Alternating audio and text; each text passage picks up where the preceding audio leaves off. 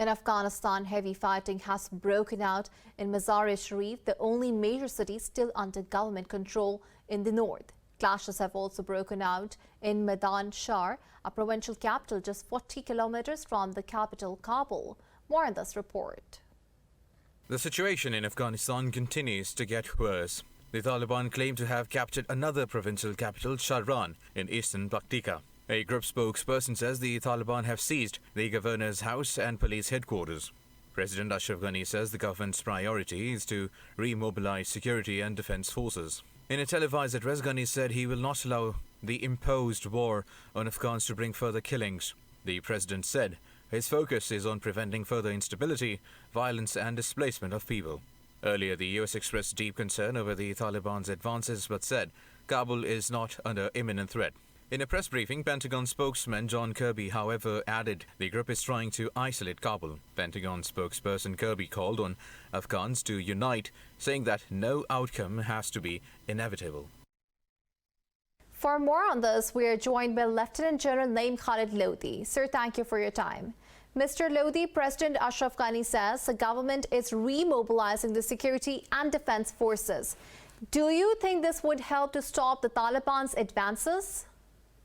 Not at all. I think Taliban have gained politically, diplomatically, militarily such large grounds that now any mobilization, any new mobilization, any new reiteration will not work. Actually, if according to my assessment, between peace and war, the only person standing in between is Ashraf Ghani. The moment he steps down, the moment he decides for the sake of the people of his country and for the sake of whatever he has achieved so far, I think he should get aside. And immediately, it is my assessment that the moment he is out, Afghan Taliban will announce a ceasefire and they will go for all-inclusive government. But this man, his intransigence and his stubbornness is costing a lot as far as the Afghanistan is concerned and the people are concerned. Right. Mr. Lodhi, Pentagon spokesperson said Afghanistan's capital is not under imminent threat, and at the same time, the defense official said Kabul could fall to the Taliban in days. Why are these contradicting statements coming from the same U.S. department? Naturally, it is confusion. Otherwise, anybody can make a very, even if it is a conservative assessment, the Kabul is likely to be besieged, not fall. I will not say that Kabul will fall. Kabul is likely to be besieged within 1 or 2 weeks. And if it is besieged and all the logistics are cut, there will be no other option for whoever is in Kabul but to step down and to allow Taliban inside Kabul. And Taliban, probably for the sake of international commitment or for international recognition, may not attack Kabul. But definitely they will absorb all other areas, probably except the Panjshir Valley and Mazar-i-Sharif and Kabul, so that they can show to the world that they are not attacking the cities.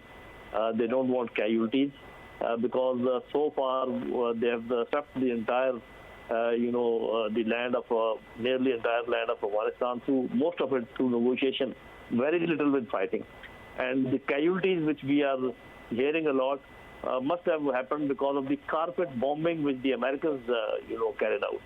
And there are actually certain entities, those who want that civil war should erupt on a large scale so that this area becomes unstable.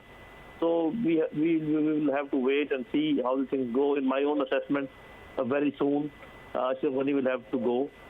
Kabul will be besieged. Afghan Taliban will announce a ceasefire, and then the final negotiation will take place.